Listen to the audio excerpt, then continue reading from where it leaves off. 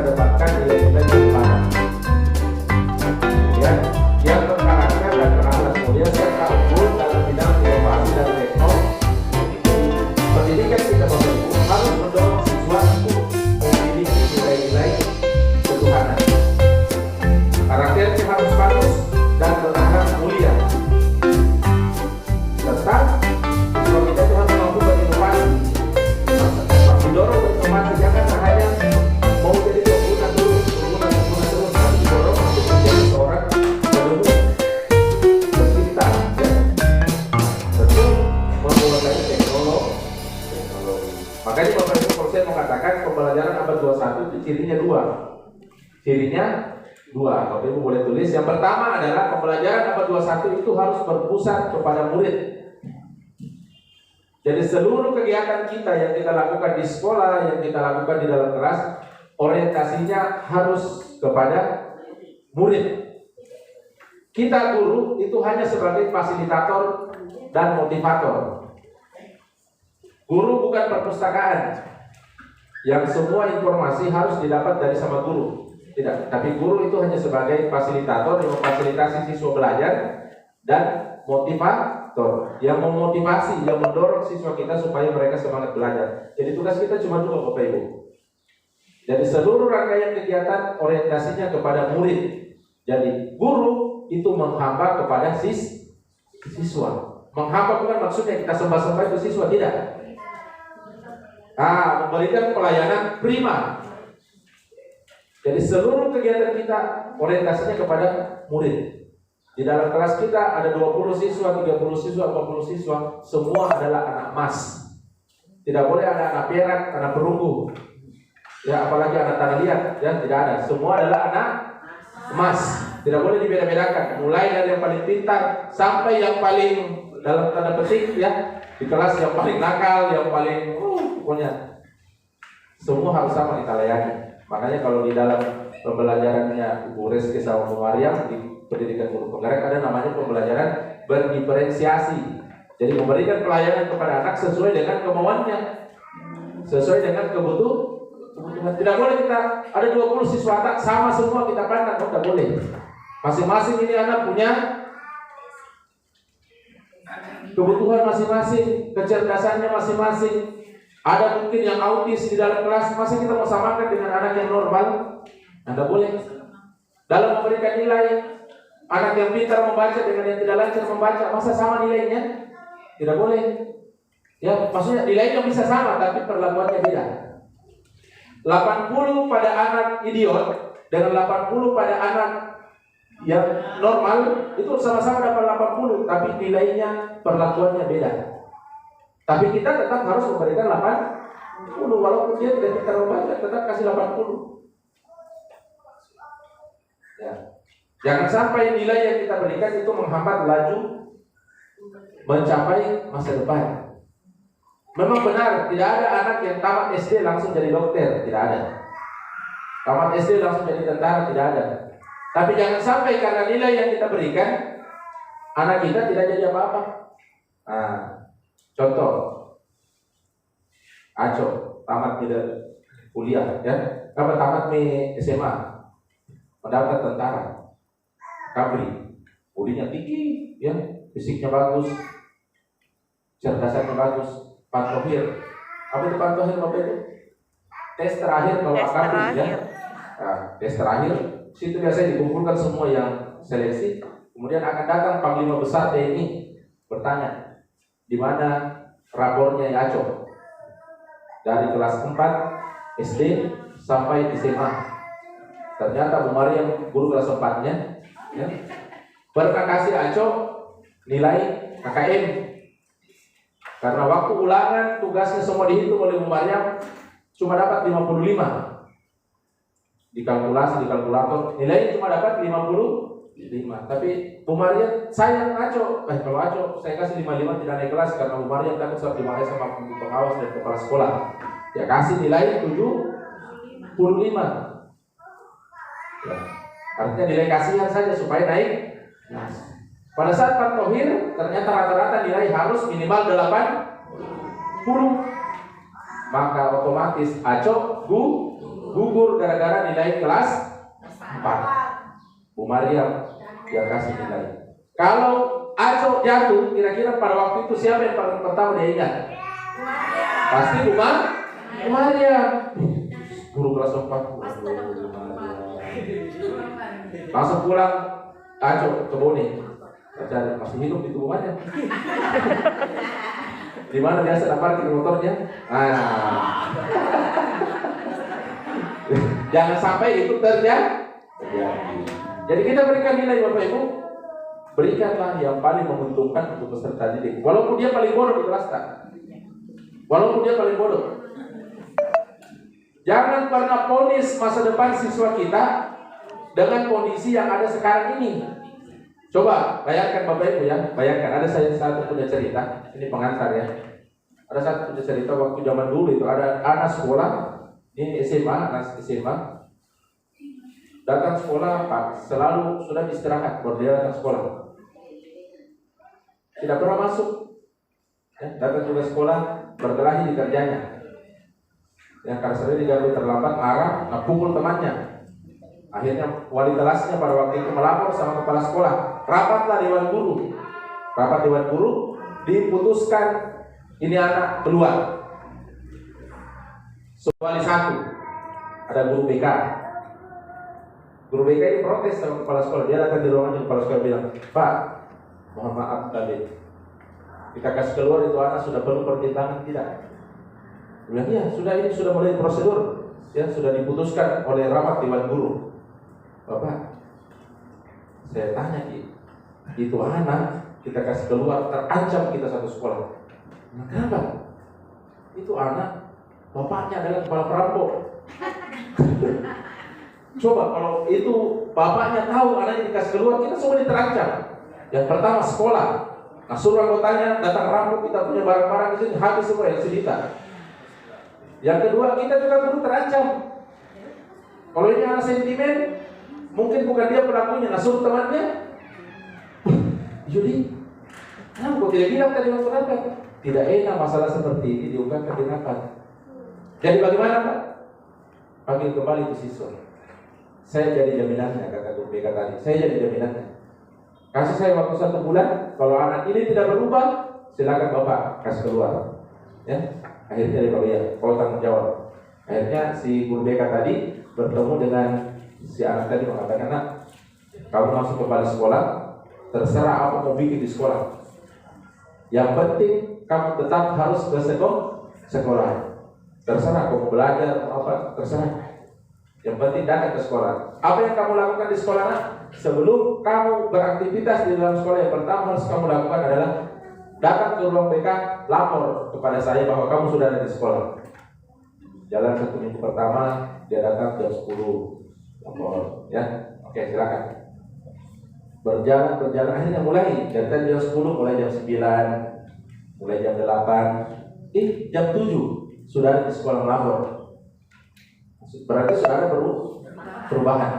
Nah, karena dia lihat sudah ada perubahan dan sudah mulai konsisten, guru BK tadi mengatakan, nah jangan kamu melapor, cukup kasih muncul saja muka tadi pintu, ya, sudah pergi. Hanya itu berlangsung, Bapak Ibu, berlangsung itu ada berubah karena merasa ada yang perhatikan dia di sekolah, ya, dibela dan lain sebagainya. Akhirnya dia berjalan walaupun tidak ranking, tapi dia selesai dari sekolah dan tamat itu anak. Akhirnya dia melanjutkan kuliah ke Unhas, ya, dia masuk di salah satu jurusan ilmu politik, sosial, sospol, ya, masuk secara berorganisasi. Karena dia aktif jadi Mapala, mahasiswa paling lama, hampir di DO, baru selesai. Nah, akhirnya selesai karena dia memang aktif bersosial, dia masuk ke partai. Masuk aktif di partai, pemilihan DPRD di Kabupaten Bone, dia jadi anggota DPRD Kabupaten Bone. Namanya Bobby. Tahu semua? Tahu ya? Dan terakhir dia jadi wakil bupati di Kolaka Utara. Coba bayangkan, Bobby. Seandainya waktu itu Bobby dikasih keluar, nah, justru yang nakal-nakal seperti itu berhasil. Jadi jangan pernah ponis, senakal apapun itu anak kita, siswa kita, jangan kita pernah ponis masa depannya sekarang, karena bisa jadi nanti kita balik. Ya, jangan kita bilang yang ini yang pintar yang sekarang, justru nanti dia yang akan sukses, belum tentu. Ya, coba perhatikan kalau penamatan. Siapa yang paling nyari menangis? Pasti yang paling nakal. Ya. Kalau yang pintar-pintar paling dia pergi selfie. Karena berpikir, mau cepat pergi mendaftar lagi di SMP unggulan sana, mau bersaing kepintaranku di sana. Tapi yang bodoh, yang nakal pasti menangis. Ya Allah, jangan sampai saya ke SMP berikutnya, siapa nih bodoh yang perhatikan Kak? Ya, yang selalu sayang Kak. Pasti selalu pikir. Jadi anak-anak nakal itu empatinya tinggi sekali, rasa simpatinya tinggi ketimbang anak-anak yang jadi jangan pernah kita lihat nakal-nakal berpikir, kalau mau jadi apa nanti masa depan, ya. Dan belum tentu juga kenakalannya siswa kita yang sekarang, mungkin kita lebih nakal daripada mereka, ya. Mungkin kita dulu waktu sekolah lebih nakal daripada mereka. Saya jujur Bapak Ibu, saya juga pernah nakal, pernah hampir dikasih keluar dari sekolah. Karena nakal, tapi alhamdulillah jadi guru, ya. Makanya saya belajar dari situ, jangan pernah ponis siswa kita karena melihat apa yang terjadi pada hari. Kalau kemudian kasih nilai, kenapa hanya KKN? Ya, nilainya setelah itu 55 dikasih naik jadi 75. Kenapa tidak? Kenapa ditahan-tahan saja ke 75? Kasih lalu itu 80, langsung 85. Ya. Yang tidak boleh adalah misalnya Aco dan Budi. Budi lebih pintar daripada Aco. Tapi Aco kalau ke Bali, mamanya selalu membawakan kemari yang sama Bali. Tiba-tiba keluar rapor nilainya Aco lebih tinggi nilainya Budi. Nah, ini yang salah. Lain ceritanya. Itu tidak boleh, ya. Karena adanya tidak boleh seperti itu, ya. Jadi tetap memberikan aspek keadilan. Ada yang bertanya, Pak, bagaimana kalau memang tidak kasih tinggal kelas? Silakan Ibu. Tinggal kelas tidak dilarang, tidak melanggar. Silakan kasih tinggal kelas itu anak. Tapi ya kan kita tahu nanti yang hadapi di kelas berikutnya. Kalau mau lagi berhadapan dengan itu anak, silakan kasih tinggal. Kan kita juga yang hadapi tuh tahun depan. Kalau tidak ada perundingan kelas, 2 tahun diajar tidak bisa membaca, berarti 2 tahun tinggal kelas. Ya, 2 tahun dihadapi itu anak. Kalau tinggal kelas, siapa yang salah Bapak Ibu? Gurunya yang salah. Tidak pernah itu mau disalahkan anaknya, tidak ada pernah. Sama kalau kita ke dokter, kita sakit ke dokter. Dokternya salah kasih obat, atau dokternya dia kasih ke obat tidak sembuh. Siapa yang salah? Dokter bodoh itu. Sama juga guru Bapak Ibu. Kalau ada siswa yang masuk sekolah di Macanang nggak bodoh, di luar dicap bodoh, dicap nakal, berarti yang salah adalah gurunya, bukan anaknya. Karena rumah ini adalah rumah sakit, sekolahnya adalah rumah sakit. Orang ketika datang ke rumah sakit harapannya sembuh. Kalau tidak sembuh, pasti orang bilang ini rumah sakit palsu itu. Ya, jadi begitu juga kita dunia pendidikan. Karena guru sekarang sudah jadi organisasi profesi, sama dengan dokter, organisasi profesi. Jadi organisasi profesi itu tuntutan masyarakat harus terpenuhi. Kalau ada yang tidak terpenuhi berarti si oknum tadi yang salah. Oke, makanya pemerintah, presiden mau seperti itu. Generasi kita yang pertama harus unggul. Makanya pembelajaran 21 berpusat kepada siswa.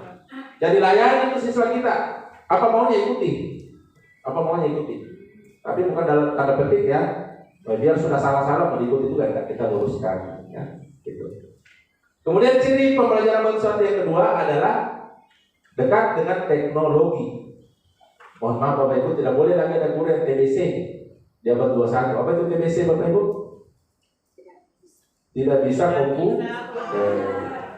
semua harus bisa. Masih ada di sini yang TBC? Masih ada. Oke, kita belajar sama-sama Ibu ya. Minimal bisa membuka menutup. Ya, minimal bisa membuka menutup. Kalau kita tidak bisa komputer Bapak Ibu, sportif, jujur. Dekati yang muda-muda. Dekat yang muda-muda ya bisa. Ayo nak, ibu tidak bisa kayaknya. Baru kita dulu, kayak nanti kembalikan PS2. Baru makan di sini sama-sama. Bagaimana caranya mengajarkan profil pelajar Pancasila? Yang pertama adalah diajarkan. Kalau bicara diajarkan, maka yang pertama di sini adalah guru.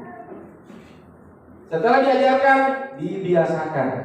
Anak kita tidak pertama diajarkan bagaimana tata cara sholat. Setelah itu mulai dibiasakan sholat, dan kita tuntut sholat sama-sama. Setelah itu dilatih konsisten, dilatih tidak putus-putus sholatnya. Susah bangun sholat subuh, dikasih bangun, dipaksa bangun. Awalnya terpaksa, lama-lama menjadi kebiasaan. Terbiasa dia, yang tadinya masih suka buang sampah sembarangan, dibiasakan. Terpaksa, tapi lama-lama akan terbiasa buang sampah pada tempatnya. Setelah dia terbiasa, karena terus-menerus dilakukan, akan menjadi karakter. Kalau sudah jadi karakter, Bapak Ibu kita sudah biasa sholat. Kalau kita lambat sholat, pasti ada sesuatu yang berat. Dan masuk waktu sholat, terus sholat gelisah. Artinya itu sudah jadi karakter. Nah, kalau sudah menjadi karakter, maka akan menjadi budaya. Semua siswa di Macanang tidak ada yang meninggalkan sholat.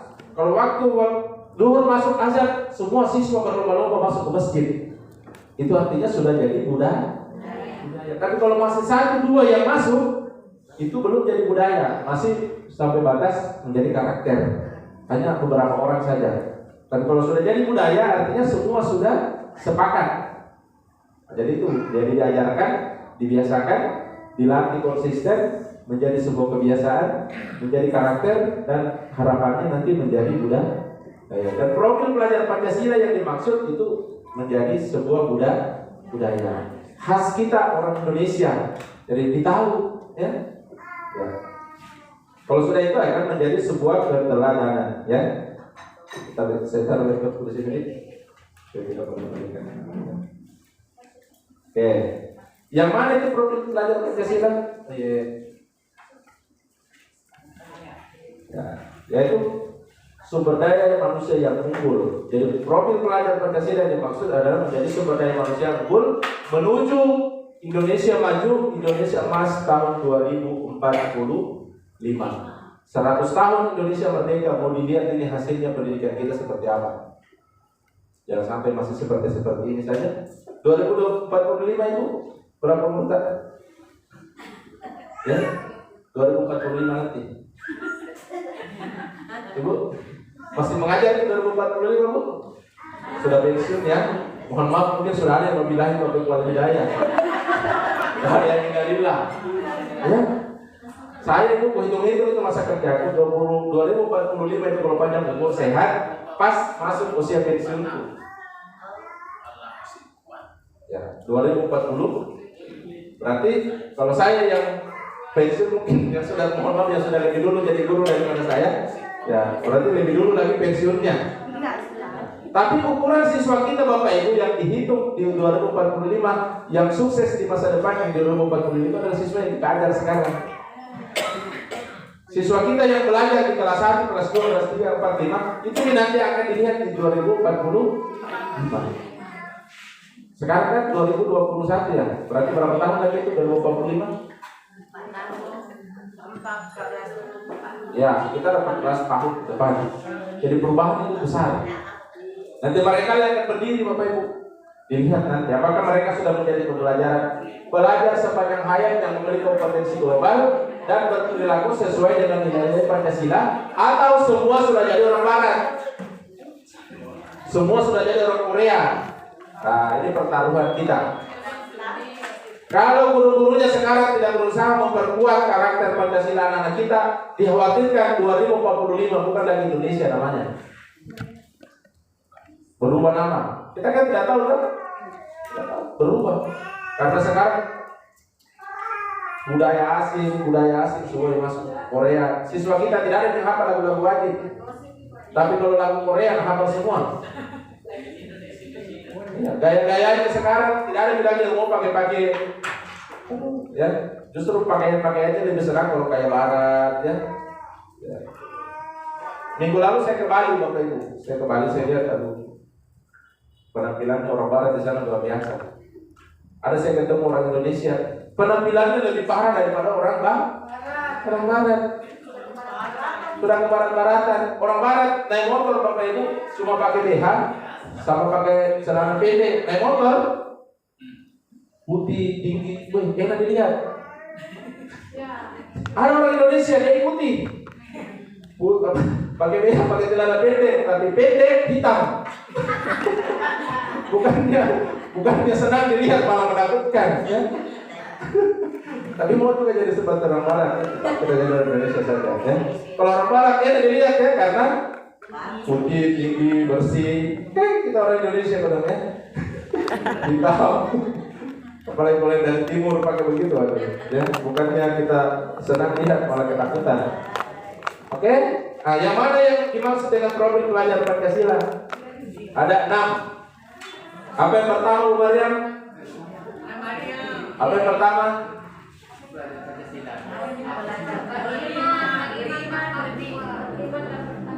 Beriman dan bertakwa kepada Tuhan Yang Maha Esa, kemudian berakhlak mulia.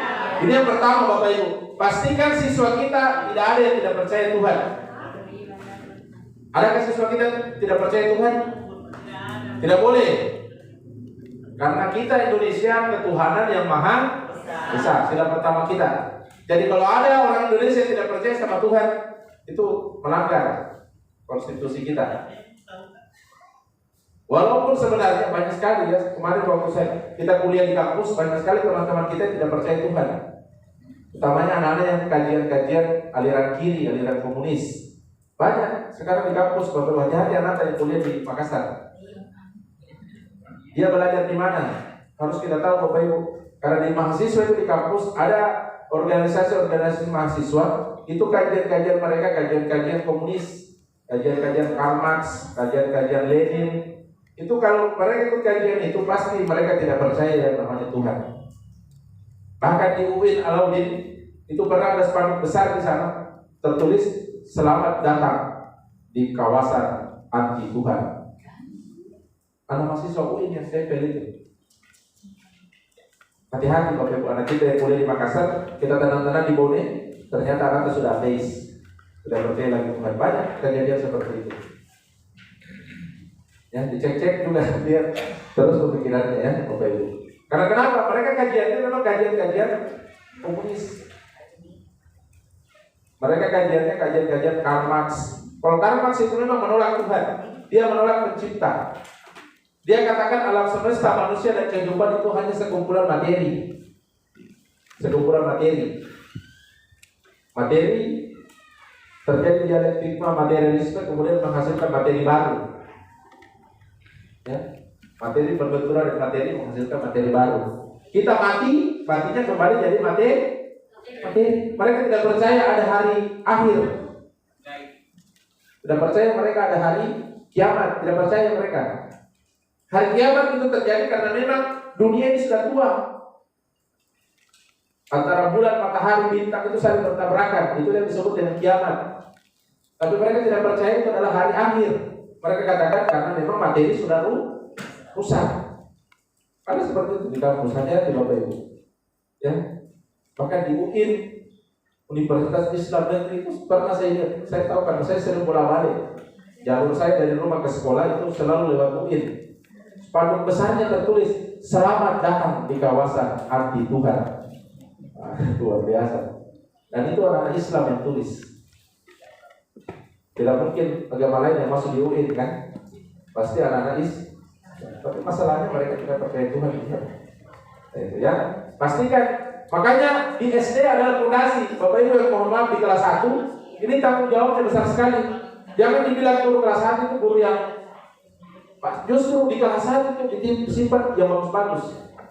Karena kenapa? Di sini fondasinya. Ya. Jangan merasa rendah kalau kita di kelas 1, tidak. Justru fondasi pendidikan yang paling kuat itu adalah di kelas 1. Dan semua kita di sekolah dasar ya. Yang kedua adalah mandiri. Ajarkan siswa kita kemandirian. Jangan selalu mau disuapi. Dalam proses pembelajaran Bapak Ibu, guru hanya fasilitator. Kita kasih sedikit, siswa yang kerja banyak. Tapi bukan CBSA ya. Apa itu CBSA? Catat buku sampai habis. Nah, buka halaman sekian. Ya, catat, kerjakan. Guru mau layani dulu dari pesan online. Ya, kamu begitu ya. CBSA adalah cara belajar siswa aktif. Tapi ajarkan mereka kemandiri. Jangan selalu disuapi terus ya. Kemudian yang berikutnya, ajarkan siswa kita untuk mampu bernalar kritis. Latih nalarnya, latih mereka untuk berpikir. Jangan selalu mau dikasih terus. Kasih kasus, sama-sama kita pecahkan. Makanya kalau di PPG itu, kalau Pak Jumardi ya, ada namanya pembelajaran berbasis salah. Ya. PBL, problem based learning. Jadi pembelajaran siswa itu diberi masalah kemudian mereka pecahkan. Nah itu artinya dilatih siswa untuk bernalar kritis. Latih juga mereka untuk kritis dalam menyikapi informasi. Jangan dengar satu berita langsung, betul ini share, padahal hoax. Nah itu ya. Kemudian yang berikutnya, ajar siswa kita untuk kreatif. Apa itu kreatif Bapak Ibu? Apa itu kreatif? Sesuatu yang sederhana tapi menjadi luar biasa. Sederhana. Kita Bapak Ibu mengajar, kita guru mengajar, tidak ada medianya. Mengeluh sama kepala sekolah, tidak mau mengajar kemudian tidak ada media. Kenapa kita tidak mau belikan? Padahal yang mau diajar medianya bisa dari lingkungan. Apa yang bisa kita manfaatkan. Kemudian latih juga siswa kita untuk kreatif, menghasilkan sesuatu. Bapak Ibu, dalam pembelajaran berdua satu, keberhasilan kita mengajar tidak dilihat nilai rapornya. Jangan karena nilai rapornya tinggi kemudian bilang macanan bagus. Ini belum tentu. Ya, belum tentu. Tapi keberhasilan siswa kita, pendidikan kita dilihat dari siswa kita bisa apa. Siswa kita bisa apa? Misalnya di kelas 4, di kelas 5 diajar tentang pantun. Guru mengajar, Bu Reski mengajar, anak-anak, teori pantun seperti ini. Pantun adalah apa? Ciri-ciri pantun ada 4 baris. 2 baris pertama adalah sampiran, 2 baris kedua adalah isi. Ada 5 AD. Baris 1, Setiap baris terdiri dari 8 sampai 12 suku kata. Wih, siswanya hafal. Dikasih tes ujian, semua dapat 100. Setelah itu disuruh, nah bikin pantun. Tidak tahu. Berarti tidak berhasil. Sama kita anak-anak sholat. Apa itu sholat? Wih, dia jelaskan semua. Ada berapa sholat? Ada 5 waktu. Ya. Semua gerakan sholat dia tahu, bisa dijelaskan. Tapi ditanya, apakah kita rajin sholat? Tidak. Berarti tidak berhasil. Nah, makanya dalam pembelajaran 21 Bapak Ibu, kreativitas anak yang dilihat. Jadi setiap pembelajaran yang kita lakukan yang dilihat adalah dampaknya, dilihat hasilnya. Kalau kita mengajar tentang pantun, maka hasilnya adalah siswa bisa buat pantun. Kalau kita ajar tentang puisi, hasilnya adalah siswa bisa. Kalau hanya di atas kertas saja jawab soal, belum. Itu hanya dalam kadar kognitif, tapi dalam aspek keterampilan tidak ada. Dan ingat Bapak Ibu, siswa kita yang sukses di masa depan bukan yang tinggi IQ-nya, bukan yang pintar, tapi yang paling kreatif. Bapak Ibu, Jokowi. Siapa itu Jokowi? Presiden kita, ya? Apa pekerjaannya Jokowi sebelum jadi presiden? Pengusaha. Wali kota, gubernur. Gubernur Jakarta sebelum jadi gubernur, wali kota. Sebelum jadi wali kota, pengusaha, betul. Jadi presiden. Karena kenapa? Karena kreatif. Kreatifnya apa? Bisa menghasilkan uang yang banyak. Karena kalau tidak banyak uang tidak bisa jadi presiden. Siapa yang pasang itu baliho? Banyak itu baliho di Indonesia. Pertanyaan dari mana? Pasti pakai uang. Kalau tidak kreatif, pasti tidak bisa dapat uang banyak. Kemudian yang berikutnya, ajarkan siswa kita untuk bergotong royong. Yang sukses di masa depan Bapak Ibu bukan yang tinggi IQ-nya, tapi siapa yang banyak temannya. Betul apa betul? Betul. Saya bisa berdiri di sini karena ada Buma Maryam. Ya, karena Buma Maryam berteman dengan saya, makanya saya di sini. Minimal sebentar kalau saya selesai mengisi pelatihan di sini, diajak makan soko di kantor. Kira-kira kalau saya duduk di rumah ada yang kasih soko? Tidak ada. Ya. Karena saya berteman, makanya saya banyak rezeki, banyak teman, banyak rezeki. Makanya jangan pernah rusak berteman. Jangan dalam satu sekolah bawa B, ada geng A, geng B, geng C, geng A bikin acara, geng A bikin acara, kita juga bikin acara. Fokus saya acara. Seandainya itu acara dan acaranya A dan B, C digabung, maka besarnya kita. Ya, fokus saya, kalau dipersaingkan. Ya, seperti ini. Jadi tidak boleh ada satu musuh itu terlalu banyak. Jangan ada musuh. Yang kemarin ya, jangan ada musuh. Tapi biasa keluar tanduknya, tidak tahu. Oke, ajarkan siswa kita untuk berkolaborasi, tolong menolong. Kalau ada teman kita yang butuh bantuan, beri tawaran, apa bisa dibantu Ki? Jangan ragu untuk memberikan bantuan. Anggap semua yang kita berikan itu adalah sedekah. Kita tidak punya uang kalau mau bersedekah. Ibu tersinggung kalau saya kasih 5.000, pasti tersinggung. Ibu terima 5.000 sedekah, tersinggung. Tapi kalau kita tawar Ibu, selesaikan kegiatan Bu. Nah, kan apa bisa dibantukan Ki? Anggap itu sebagai sedekah. Betul tak? Jadi apapun bantuan yang kita berikan, niatkan lillahi ta'ala. Begitu juga nilai yang kita berikan ke siswa kita. Siswa paling bodoh di situ. Dapat 80. Niatkan itu sebagai sedekah. Anggap itu sebagai gula-gula bagi siswa. Akhirnya dia termotivasi. Nilainya dia kerja, dikasih tugas, dia kerja jelek, tapi dapat 80. Pasti siswa kita bilang, "Ih, baiknya beruntung." Jelek 80, bagaimana kalau 100? Nah, ya bagaimana kalau bagus? Pasti dia akan lebih tingkatkan Nanti ada satu siswa aku namanya Andre. Ini kejadian nyata, Andre namanya. Kalau saya kasih tugas, kalau kasih tugas ibu tidak pernah saya pakai buku tugas, pakai kertas karya, kertas HPS. Nah, saya biasa suruh mereka bawa begini, kemudian bawa warna-warna. Jadi kalau saya kasih tugas, misalnya, nah sudah mengajar nih, ya kerjakan di buku pelatihan kalian di buku paket ada soal di situ halaman sekian, ada 10 nomor. Yang kalian kerjakan, pilih satu nomor yang paling kamu suka. Nah, pilih satu nomor, kerjakan. Tapi pada saat kamu kerja, pastikan mengerti apa yang dikerjakan. Dan pada saat kamu kerja, jangan dikerja asal-asalan, tapi kerjakan supaya cantik dilihat.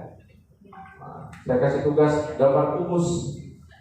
Ada yang gambar kubus, kubusnya diwarna-warna, gambarkan Naruto lagi pikul kubus. Atau gambar kubus terbuka muncul boneka dari dalam, atau kubus yang membentuk kereta api. Kreativitasnya muncul.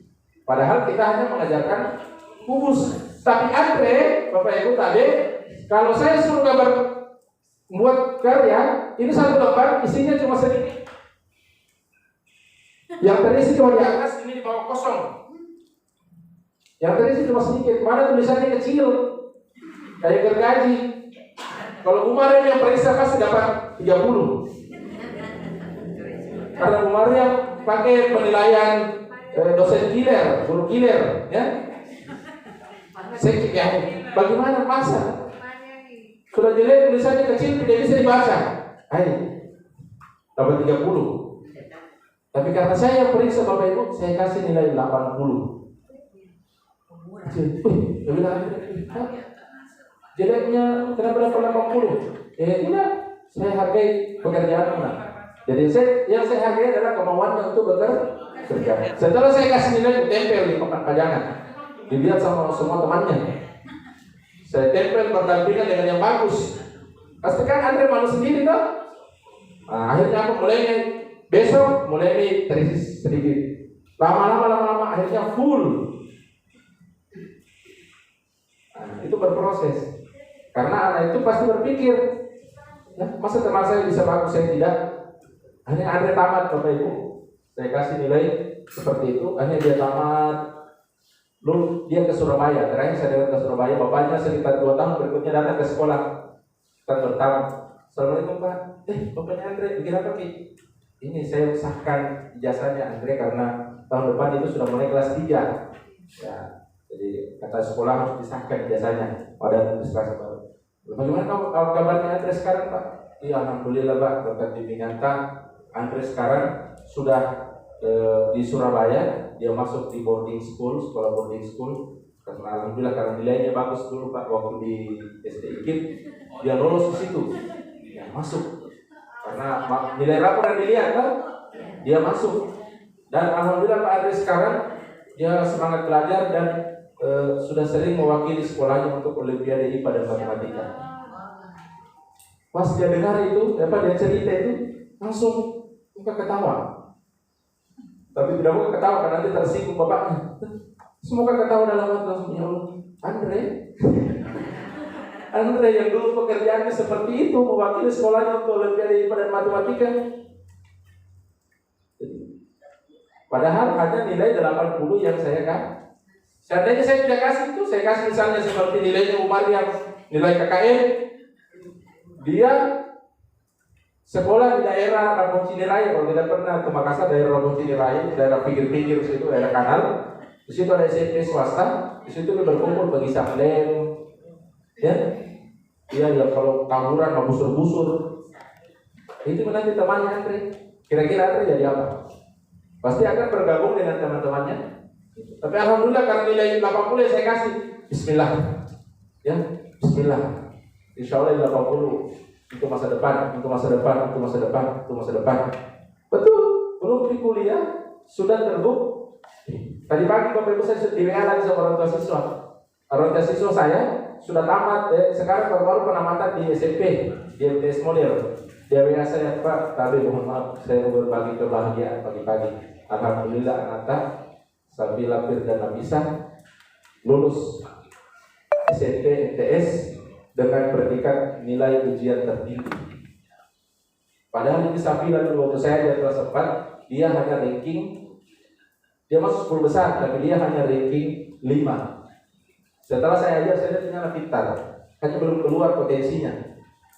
Akhirnya, betul, setelah saya kasih bantuan, dia ranking 1. Dari kelas 4 sampai dia tamat kemarin, tidak pernah lagi lepas ranking 1-nya. Pembelajaran seperti apa? Ya, seperti itu tadi, hanya karya-karya. Ketika saya suruh kerja matematika, jadinya karya. Ketika saya suruh kerja bikin puisi, bikin pantun, jadinya karya. Semua jadi karya. Akhirnya apa yang terjadi Bapak Ibu? Ketika saya memberikan tugas, mereka tidak bertanya, Pak, tugas apa lagi dikerja? Tapi Pak, kita berkarya apa hari ini? Dan semua karya itu saya apresiasi, saya jadikan buku. Ya. Oke, sampai di sini ada yang mau ditanyakan Bapak Ibu? Kalau ada yang mau bertanya silakan. Kemudian yang terakhir adalah berkebinekaan global. Ajarkan siswa kita untuk berwawasan mendunia. Walaupun dia berada di Bone, tetapi wawasannya adalah wawasan mendunia. Jadi semua materi yang kita ajarkan dalam proses pembelajaran harus dikaitkan dengan kehidupan dan diarahkan mereka supaya pemahaman yang global. Ya, karena materi yang kita pelajari kan ada kaitannya semua dengan kehidupan kan. Nah, kemudian kita arahkan mereka supaya bisa berpikir, wah kalau saya besar nanti dengan ilmu ini saya bisa jadi apa? Nah, itu mulai diarahkan sehingga mulai dari sekarang mindset siswa kita itu sudah mindset produsen, bukan mindset konsumen. Ya. Saya pernah ke Bandung, Ibu. Saya pernah ke Bandung dan jalan-jalan di rumah mertua saya. Bandung. Kebetulan istri saya orang Bandung. Ya. Nah, di Bandung itu kan terkenal dengan pembuat sendal ya. Daerah Cibaduyut ya, sendal-sendal itu. Kebetulan keluarga istri saya kebanyakan itu suka kerja-kerja sendal. Mulai saya ke rumahnya, ditanya ukuran kakiku. Karena berapa ukuran kaki kan? Saya bilang 41. Dia bikin catat di rumah dia. Ya. Ukuran kakiku 41, tapi dia bikin catat. Ya. Kemudian ditanya, ya, dan saya bilang, itu apa Pak? Saya membuatkan sendal. Oh ya. Kemudian saya jalan-jalan di belakang di tempat pabriknya itu, saya lihat ada beberapa merek. Ada Eiger, ada Star Pro. Saya bilang, loh, kok ada merek Eiger di sini? Tahu Eiger kan? Sandal-sandal Eiger, sandal-sandal gunung itu yang bagus kan? Saya bilang, kenapa ada sandal Eiger di sini? Mereknya? Dia bilang, iya di sini diproduksi sandal Eiger. Loh, bukannya sandal Eiger itu merek dari Amerika? Oh iya, di sini dibikin sandalnya. Kalau sudah jadi sandalnya, itu mereknya Eiger dikasih masuk itu di sandal. Jadi merek Eiger yang dari Amerika, tapi sandalnya dari Cibaduyut itu yang dibeli orang Bone kalau pergi ke Makassar di toko-toko alat pendaki gunung. Oh, begitu. Ya. Jadi kalau sudah ditempel nih harganya mereknya Eiger harganya sekitar 200-an ke atas dijual itu sandal. Tapi kalau di merek ditempel dengan Star Pro, maksudnya mereknya sendiri itu Bapak, saya punya mertua. Mereknya harganya adalah 45.000 sampai 100. Padahal yang bikin sama, hanya beda merek. Ya, luar biasa ya. Jadi siswa kita pun diajak untuk berpikir global supaya jangan cuma orang makan KFC terus. Ya, Bu Maria, Bu Reski kalau pergi makan di KFC di situ senang pergi selfie. Tapi kenapa kalau kita makan di apa itu? Apa yang paling terkenal kalau ayamnya orang Bone? Masak kenapa? Nasi liku ya. Ya, kalau kenapa kita tidak bangga selfie dengan itu? Padahal paleko lebih enak daripada KFC ya. Mana lebih enak KFC atau paleko? Tapi kita Reski dengan Bu Maria bangga kalau foto di KFC, posting di kiri kanan, alhamdulillah KFC. Ya artinya kita orang Indonesia tapi wawasan kita bukan orang Indonesia. Itu yang kita ajarkan ke siswa kita. Oke Bapak Ibu, ada yang ditanyakan? Kalau tidak ada, sekarang kita akan coba praktek bagaimana menerapkan profil pelajar Pancasila di dalam proses Nah, saya lihat di sini sudah dibagi kelompok, ya. Ada kelompok kelas 1, kelas 2, kelas 3, kelas 4, kelas 5, dan kelas 6. Oke, Bu Maria mana alat-alatnya? Oh, sudah ada ya? Oke, langsung saja Bu, kita kasih rapat meja, kasih rapat karena kita akan bekerja secara kelompok sekarang. Mungkin bisa dibantu Pak. Ya, jadi kita rapat materi. Bapak Ibu, STEM ini adalah salah satu pendekatan yang banyak digunakan oleh negara-negara maju seperti Jepang, Korea, Cina, Amerika, di Eropa, di Singapura. Mereka menggunakan pembelajaran STEM dalam pembelajarannya. Makanya inilah yang mendorong mereka menjadi negara-negara produsen. Karena kenapa? Dalam pembelajaran mereka selalu mengarahkan siswanya untuk menghasilkan cipta. Mereka ketika belajar, ujung-ujungnya adalah karya. Apapun yang mereka pelajari, hasilnya adalah produk. Produk yang bukan produk. Karena ada juga biasa di televisi, cintailah produk-produk. Ya. Bukan produk, yang produk. Produk Indonesia. Nah, dalam pembelajaran STEM, ini pola pikirnya adalah setiap pembelajaran yang dilakukan oleh guru menghasilkan kreativitas siswa. Nah, jadi sebentar kita akan lagi. Ada S, apa itu S? Sains. Dari pembelajaran yang Bapak Ibu lakukan di dalam kelas, arahkan materi itu supaya siswa mengetahui unsur sainsnya apa. Apa itu sains? Semua yang ada di alam semesta. Jadi kalau dia belajar tentang misalnya pantun puisi, kan biasanya ada sampiran kan? Nah, sampiran itu biasanya berbicara tentang alam. Nah, masukkan unsur sains di situ. Kita berbicara tentang IPS, IPA, matematika, masukkan semua unsur sainsnya di dalam. Jangan sampai siswa belajar tapi dia tidak tahu unsur sains apa yang ada di situ di materinya. Misalnya, ya, belajar tentang pecahan. Nah, kalau pecahan kan biasanya ada unsur-unsur sains dalam lingkungan kita, itu kita sampaikan. Yang kedua, ada sains, ada namanya teknologi. Di dalam pembelajaran kita maksimalkan pemanfaatan teknologi. Bapak Ibu, jangan diarti sempitkan teknologi itu hanya mesin. Ya.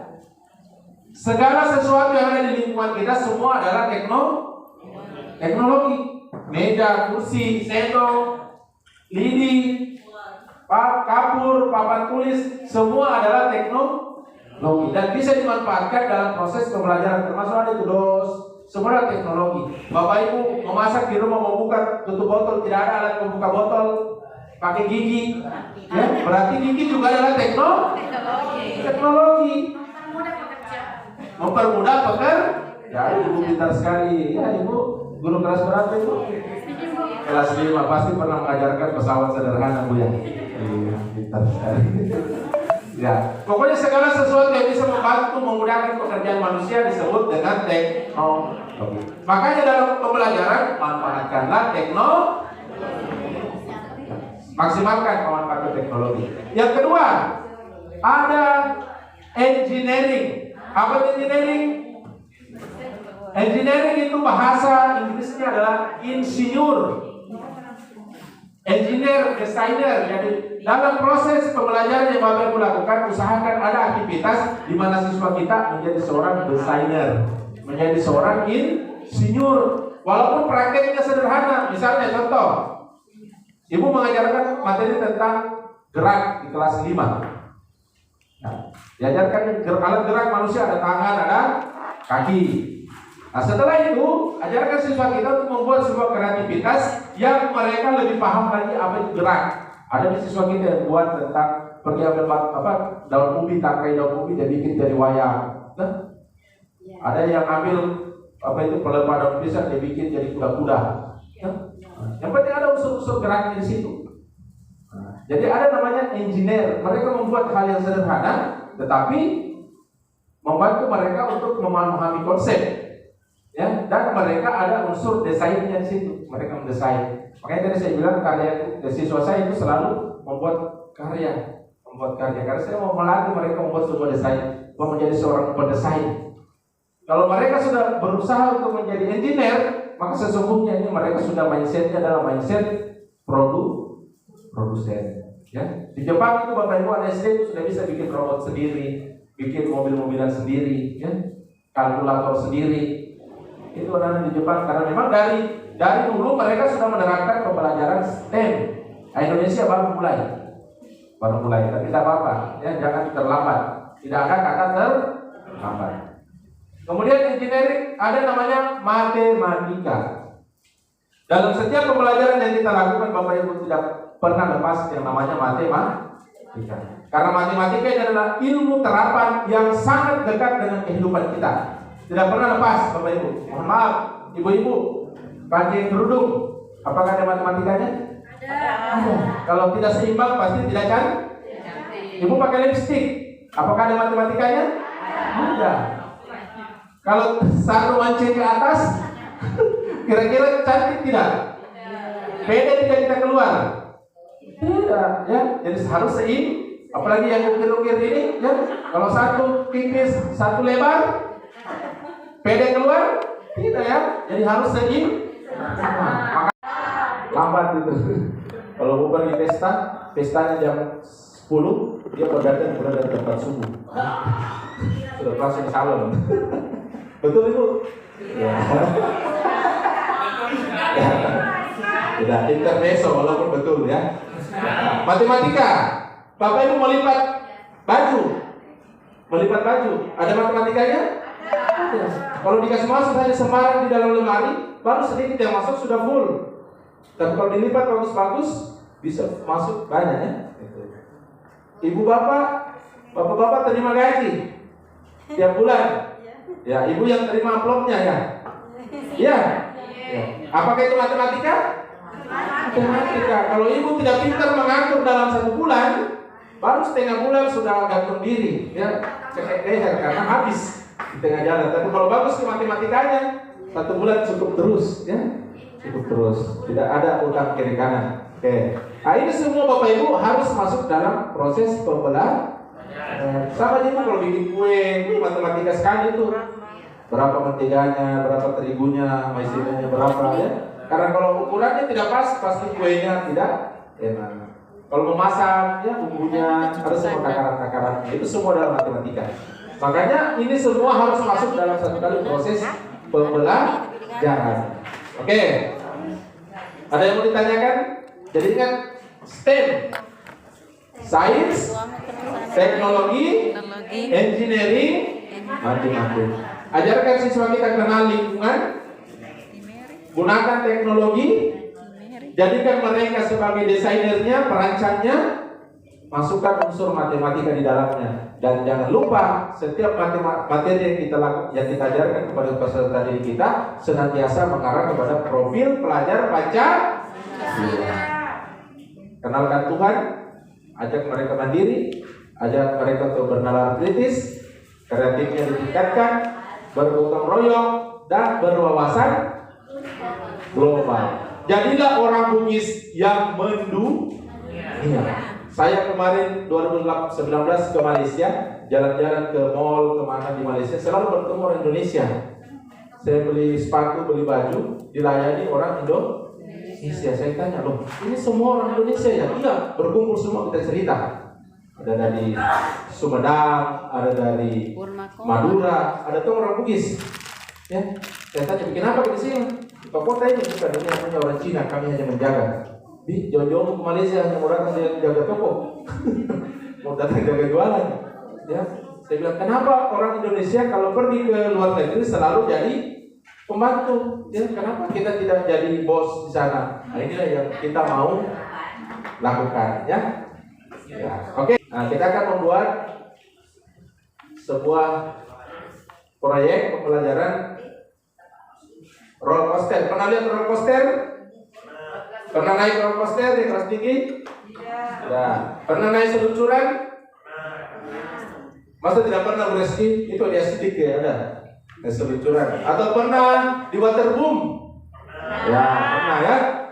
Kalau ada yang tidak pernah, berarti hidupnya kurang bahagia, kurang piknik maksudnya. Ya, Jadi kita kan buat ibu roller coaster, tapi ada ketentuan yang untuk kelas tinggi, kelas 4, 5, 6. Tingginya adalah 35 cm, memiliki satu bukit, ya. Kemudian ada satu lingkaran, di mana lingkaran itu harus dilalui oleh kelereng pada saat dia melintas. Kemudian ada satu belokan. Ya. Alat dan bahannya saya sudah berikan kepada Bu Maria untuk disiapkan, mudah-mudahan sudah siap semua. Nah, modelnya seperti ini. Jadi nanti kelerengnya kalau kita kasih luncur dari atas, dia akan turun berputar ke sini. Ya, kemudian ke sini ada pendakian sedikit. Tingginya 35 cm. Ya, itu untuk kelas tinggi, ya. Ya, nanti ada LK-nya, nanti saya akan perlihatkan. Atau buat yang seperti ini. Ini yang saya buat waktu di Malaysia tahun 2019. Ya. Oke, untuk yang kelas rendah, untuk kelas 1, 2, dan 3, yang akan kita buat adalah balon roket. Pernah lihat roket? Pernah ya? Pernah naik roket? Belum. Pernah pegang roket? Belum. Ya, roket itu seperti ini. Roket. Nah, roket kan? Beda roket, beda pesawat ya. Kalau pesawat sayapnya 2 dan panjang. Kalau roket dia hanya ada sirip, ya. Kemudian roket itu kalau dia jalan lurus, kemudian biasanya terputar. Ya, berputar di udara. Ya, seperti ini ya. Tapi kita akan buat roketnya dari balon. Ya, itu yang kita disuruh bawa balon. Ya, sebentar bagaimana caranya. Alat dan bahannya sudah ada pompa, ada balon, ada kertas. Nah, ya kita buat nanti seperti ini ya. Ada punya kertasnya di. Atau yang seperti ini yang saya buat di Malaysia. Ya. Jadi ini materinya Bapak Ibu saya dapat dari Malaysia. Jauh pergi belajar di Malaysia bawa ke Macanang, ya.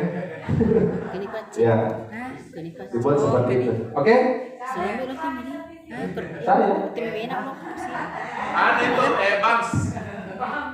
bams meruncing. Oke. Silakan Bu Mariam kita bagikan LK-nya. Belum dibaca nih siapa?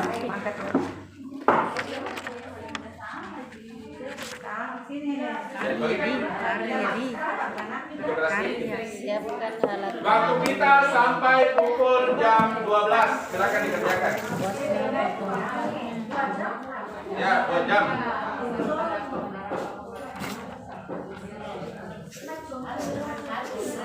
Oke, silakan Bapak Ibu. Ya, semangat.